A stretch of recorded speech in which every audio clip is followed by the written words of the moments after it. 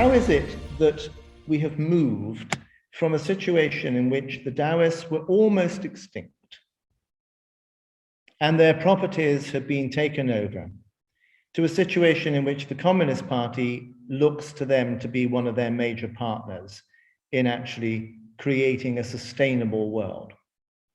Well, to do this, we need to go back into Daoism to find out the roots of this. And I want to start with a story, one of my favorite stories, from the book of 𝗘𝘃𝗲𝗿𝘃𝗲𝗄, probably compiled around about 300 AD, but drawing on much older traditions. And it's one of the three great books with sort of named authors.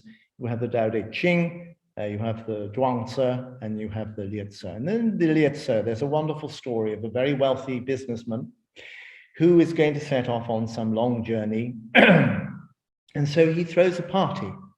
And all the rich and the wealthy and the powerful turn up to this party, and it's an amazing feast.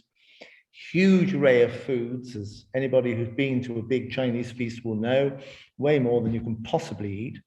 And then he stands up, the businessman stands up, and he, rather patronizingly, he says, "Isn't it wonderful the way that all the different creatures, the fish and the snakes and the cattle and the deer, how they keep their meat fresh, ready for us to eat? Isn't this wonderful?"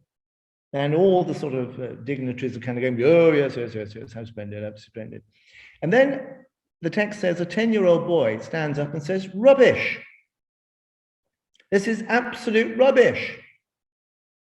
On that basis, given that mosquitoes like to bite us and drink our blood, and that tigers, if they could catch us, would crunch our bones and chew our flesh, does this mean that human beings were created in order to feed mosquitoes and tigers?" And in so doing, he pinpointed the ridiculousness of that claim that the whole of nature had been made for us, and instead said, no, actually we are part of nature. And if you want a quintessential Daoist insight, it's that.